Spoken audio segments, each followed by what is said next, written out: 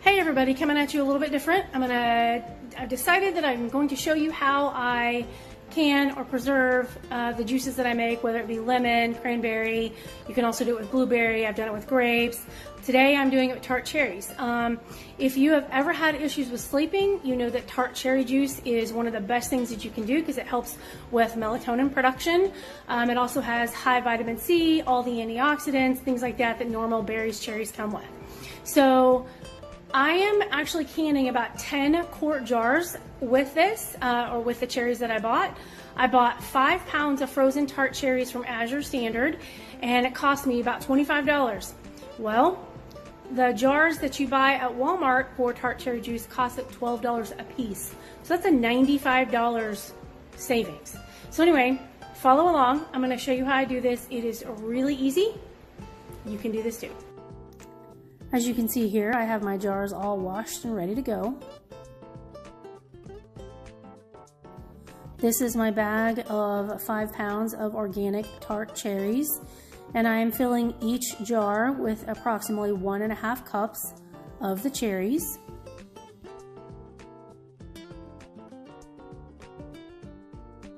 Here's what the jars look like with the cherries inside them. I tried to equal it out as much as possible, so I ended up with 10 jars.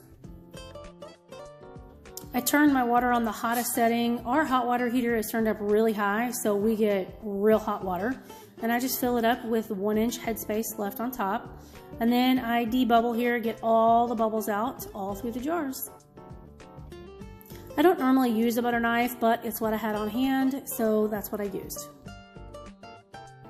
Next, you want to wipe the rims. I use vinegar because the cherries are, technically sticky. And anytime you use anything with sugar or fat, you should use vinegar to wipe the rims to make sure you get a proper seal.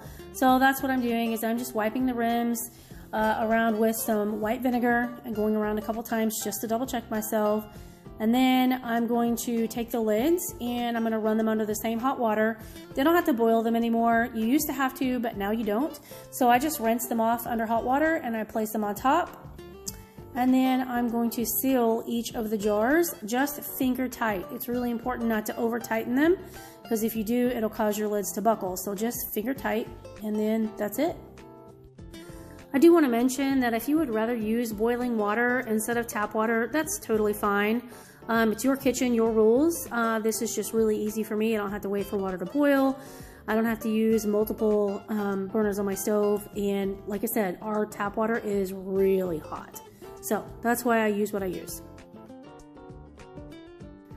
Next, I bring out Big Bertha that holds 10 jars, quart jars. And I'm going to fill it up with that super hot water, and that vinegar that I was using I'm going to pour in here because that keeps mineral deposits off of your jars. And I'm just going to fill up my pot here, and I'm going to cover all of my jars by at least 1 inch with hot water. See? Once it starts a rolling boil like this, start your timer for 25 minutes.